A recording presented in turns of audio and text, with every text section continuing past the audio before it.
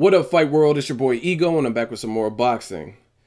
So, back with a follow-up video. I made a video about the $5 million rejected drug test that was making headlines, and I already deaded it and explained what was going on. Funny thing is, when I made that video, it was before I had even seen a video with top-ranked CEO Bob Arum and his thoughts, clarifying why it happened, and that's on Fight Hype. Shout out to Fight Hype. The link will be in the description in case you haven't seen it and want to watch it. And the funny thing is, without knowledge of that video, my video was still consistent with what Bob Arum's saying. And Bob Arum basically said, if you watch the video, that there was no point, and both parties disagreed with the $5 million failed drug test clause for the simple fact that they can make a lot more money. If one party were to fail, they'll make a lot more money than $5 million, which is consistent with what I said in my video. Why settle for $5 million when if the opposing side fails a drug test, you can sue them for damages and all kinds of stuff and get a lot more money than $5 million. So what Michael Conks was saying, I told you, it doesn't really make sense. And also, if it wasn't agreed upon in the final draft of the contract, then there's no use crying over spilt milk. Now to give you guys the latest update, USADA CEO Travis T. Tygart weighed in on this whole situation of Mayweather and Pacquiao and the $5 million penalty. And he said this with the Associated Press. This is what he had to say. If there's a positive test prior to the fight, the penalty for the fighter who violates it is going to be a lot higher than $5 million. He continued by saying they signed on to the sanctioning process that is clearly spelled out. It's a contract that would be enforceable against them. And he also goes on to say, if a person violates or fails a drug test and tests positive, then the fight is dead. It's killed. It will end the fight. There's no fight, right? And the offender would be in line for a 4-year ban from competing. Now, this is the thing. On my channel, I try to give you guys the most accurate information.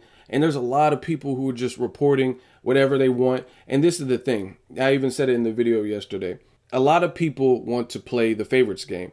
So, meaning, if you fancy Mayweather, if you fancy Pacquiao, you're just willing to go with whatever. Me, I'm a seeker of truth. I don't care if it's Floyd Mayweather is in the wrong or his side or Pacquiao's side. I give you guys clear, concise, accurate information. Not everyone's doing that.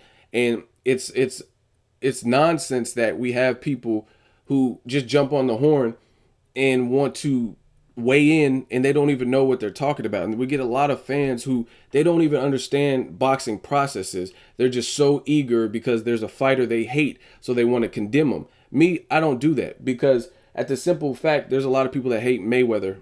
True, I get that. But that doesn't mean he's guilty of everything just because that's what you want. And the same goes for Manny Pacquiao.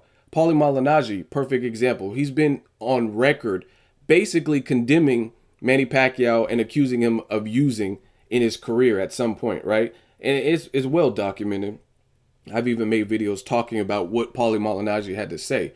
Now, this is the double standard and hypocrisy in the sport of boxing. If you're pro Pacquiao, you're not going to like Paulie Malignaggi's comments because he's basically saying your favorite fighter used a performance-enhancing drug. So you're going to say, Paulie Malignaggi, he's stupid. He don't know what he's talking about. He's jealous. He's pillow-fisted. He's mad that Manny never fought him, etc., etc., etc. Now, when the same situation comes where it's Mayweather, if you don't like Mayweather, some of those same people that were saying Paulie Malignaggi was stupid for condemning Pacquiao based solely on speculation, they're okay with the shitstorm on top of Mayweather. That is not real. That's fake to me. You can't say Paulie Malignaggi is full of shit. He's wrong. You know for a fact he's wrong because he's speculating. When the whole situation with Mayweather, okay, some people are saying he's working with Mimo, he's working with Alex Ariza. They're saying he's suspect for not taking this $5 million drug penalty, right? Now it's okay to speculate. It's okay to point the finger and say he's guilty. But when Paulie Malignaggi was doing it to Pacquiao, that's not okay. And again, you got a lot of people who they just write off emotions. That's the wave is basically emotions. They don't know what they're talking about. And it is so annoying to to deal with these level of fans who don't exercise their brain. Like I said, you can like Pacquiao, you can like Mayweather, but give both guys a fair shake. You can't condemn one fighter and then say it's okay for other people to do the exact same thing to the other fighter. That's why on my channel I try to give you guys clarification and true news. You know what I'm saying? Even like Paulie Malignaggi, he's talked about Pacquiao being on drugs. I told you what he said. I never weighed in on any of that because it's all speculation of who's on drugs and who's not, and it's a lot of finger pointing. And I specifically said it in the video I made. So I don't want to hear this stuff. Like, the people aren't even informed, and then they all have an opinion. Now let's talk about the ban. Some people were saying that's a weak punishment. They're saying, oh, 5 million is good, but a 4-year ban isn't. Let's really analyze what you're saying. So I'm going to break it down. Get your pens and paper, calculator, and just try to follow along. Fact checkers, don't take my word for it. And if you find an error with something that I said, drop me a comment and let me know how I fudged up or what I did wrong. Now, you look at hypothetically, let's say Floyd Mayweather turns up a positive test and he tests positive for some kind of PED that's a banned substance. The fight is killed, is canceled. They're not going to put Pacquiao in there with somebody who's knowingly cheating and got caught red-handed, right? So aside from damage control and the fact that that's going to taint Mayweather's legacy, aside from that, people will want answers. And with this particular fight, more so than other fights, you have a lot of hands in the cookie jar. And what I mean by that is simple. It's a co-promotion with HBO and Showtime, which doesn't happen all the time. That's like Burger King working with McDonald's for the same cause. You don't really see that. They're rivals, but they come together because at the end of the day, they both stand to make a lot of money by partnering up for this one event. So you have HBO, you have Showtime, you have CBS, the parent company, you have Top Rank, you have Mayweather Promotions. All of those different imprints and companies are vested into this one mega fight of the century. So hypothetically, if Mayweather turns up that drug test and it's positive, fight is over, what do you think will happen? These companies that have already spent money on making promo videos, flyers, I'm sure they produce other stuff that they haven't even leaked yet. You know what I mean? Like specials or whatever. A press conference. These companies are going to want answers.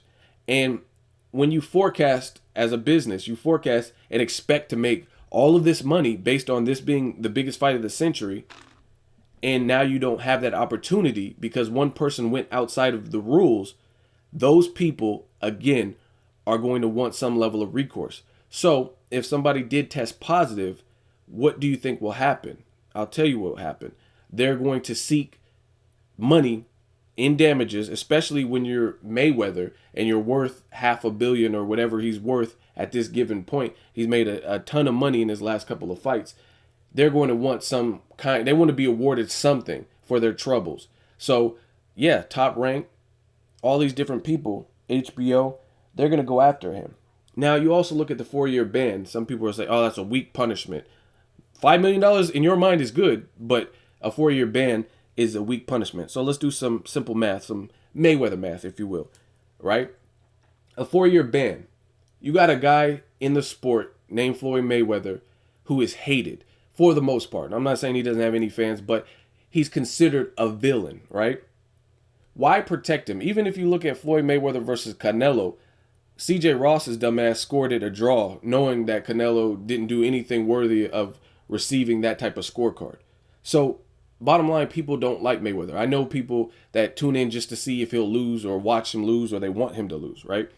He's not, for whatever reason, some people hate his attitude, he's cocky, he's been on top long, maybe they're racist, whatever reason, he's not a favorable guy. So why are they going to do anything to protect him if he were to, in fact, fail a drug test? You don't think they'll throw the book at him? Now, using another example that I do know of that has already happened, Julio Cesar Chavez Jr., in his biggest fight at that time with Sergio Martinez after he tested positive for marijuana, which is a banned substance. Now, I live in California. Weed is in abundance. Marijuana, it is classified as a PED, as a performance-enhancing drug, but it doesn't really give you any advantage. When you look at other PEDs, and this is where the education, I'm trying to educate at the same time.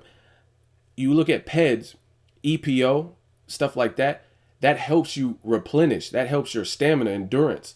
So things like that are clearly performance enhancing because it improves. It gives you the ability to be at your best and fresher than the average person because of what it's doing to your body.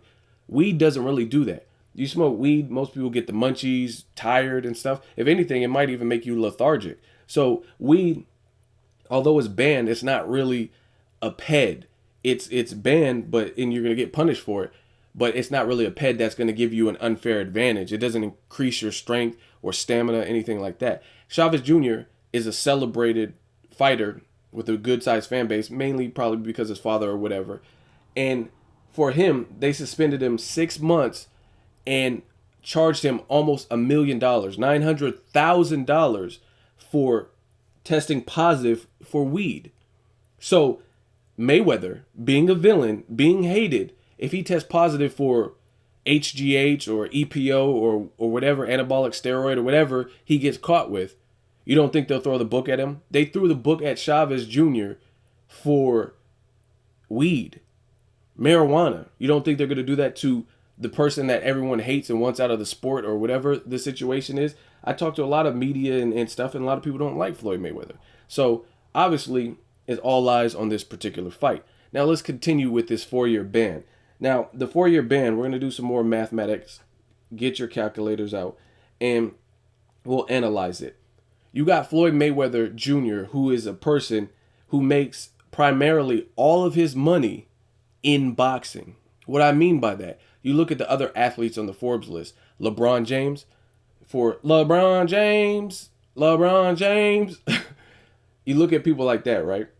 LeBron James makes more money in endorsements than his actual NBA contract. That's a fact. Meaning, by doing deals with Nike and phone companies and things like that, he makes more money than his salary for the NBA. Floyd Mayweather is an exception to that rule. And this has been the case for the longest. You look at guys like Tiger Woods when he was on top. He had Nike and Gatorade deals and Hanes or whatever else. And he makes a ton of money through those avenues. And it's not just what he nets from golf only. Mayweather is not like that. Mayweather makes the bulk of his money, the lion's share of his money in boxing. So when you talk about a 4-year ban, that means he can't compete. AKA, he has no avenue to make money because he makes his money in boxing. Mayweather, if you look at award shows, he's not really announcing the Oscar winners and stuff. Again, a lot of people don't like Mayweather. So you're taking away and stripping away his bread and butter. He makes his money in boxing. He doesn't have endorsement deals. And even if he did have endorsement deals, it's horrible for if you're caught cheating. And the companies and stuff are getting real strict. Ray Rice, he punched his wife or whatever in the elevator. He got dropped from the team, lost all his endorsement deals. I think he got took off of Madden, different things like that. They don't take this stuff lightly because this is their company and it paints their company in a bad light when these celebrities go through whatever. So on top of Mayweather already being hated to begin with, if he tests positive, aka cheats, and he gets caught and he gets a 4-year ban and he doesn't make money outside of boxing, really, he makes all of it, majority of his money in boxing. Yeah, I would say a 4-year ban is pretty crucial because that's his bread and butter. That's how he eats. That's how he feeds his family. That's how he buys all these silly cars and private jets and Mayweather Airlines, all this other shit that he flosses and shows you. He makes his money in boxing. So yet again, a 4-year ban is pretty stringent and it will hurt him because he can't compete. They're not going to bend the rule. Oh yeah, we hate you, but we're going to allow you to compete. Right? So even if he didn't get 4 years, he gets 2 years. It's still a lot of money that he's missing out. And he doesn't really have much. I mean, he might have property or something like that. But again, he makes most of his money in boxing. Now, the final piece of math, and I want you to follow along, get your fact checkers. Mayweather, you look at his contract with Showtime. He's been getting guaranteed money. Now, these are approximates. And you guys could research it to see if I'm lying or whatever. And we'll go from Guerrero to his last fight, which is Maidana 2. So, again, if he's fighting Pacquiao now, he's expected to get $150 million or more versus Pacquiao, the fight's killed. So he's losing that 150 million off top. He's not getting that. In addition, he's going to have all these companies like HBO, Showtime, who were expected to get money, and they're going to come after him seeking money that they lost by promoting and doing this and not getting the fight based on nothing that they did, based solely on him going outside of the rules. So you're not getting the 150 mil. You're probably getting sued for damages and wasted time and whatever. I don't know the professional terms that they would sue him for. So you're already losing money. You're already in the red as far as that's concerned. Now you look at his last 4 fights. Robert Guerrero, he got 32 million guaranteed. So add that up. Canelo, with the pay-per-view proceeds, they said he got about $80 million, maybe even more. So we'll say 80. That's $112 million. Then you look at his 2 fights with Maidana. He got 32 million apiece. Add that up, 32 plus another 32. So we add that all up. He fought 2 times a year. So in 2 years, he made approximately 176. And keep in mind, the Guerrero fight or the Maidana fight, I didn't consider anything back in, meaning I didn't consider any monies that he would be owed or guaranteed from the pay-per-view proceeds and the amount of pay-per-view buys that those fights did, which varied. The reports varied, let's say 6 in the first Maidana fight to 900,000 in the second Maidana fight. So I didn't even include that, which he will get some money from. He did get some money from the back end stuff in those particular fights. I didn't include that, and the approximate is 176 million. So we divide that by the amount of fights that he had, which is 4 that I listed. On average, in the last 2 years, he got $44 million per fight. That's the average. And the only one where I included back end stuff is the Canelo fight. The other 3 I didn't. So in all actuality, he made more than, his average is higher than 44. But for the sake of this video, we'll keep it at 44. So you look at 44 million, right? That's a lot of money. And if he's not competing for 4 years and he's averaging in 2 years $44 million, then he's going to lose upwards of $200 million by not continuing to compete, let alone the aspect of he owes Showtime 2 more fights per his contract. So what do you think Showtime's going to do if he gets banned? They're going to want money because they've invested in him. He's been getting guaranteed money. Now he turned up a positive test. So now Showtime doesn't get the 2 fights that he's contracted to do. What happens when you breach a contract? You get sued.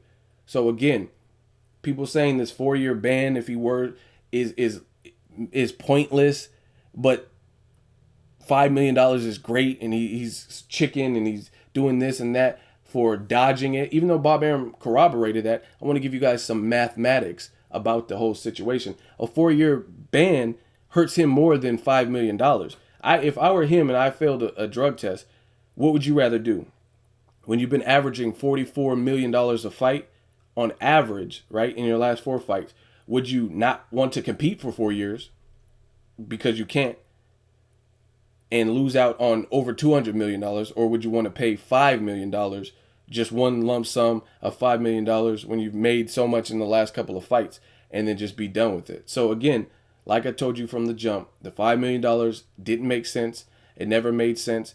And I just broke down the math. If you think you could prove me wrong, drop me a comment. Let me know how this doesn't make sense, anything I can clarify.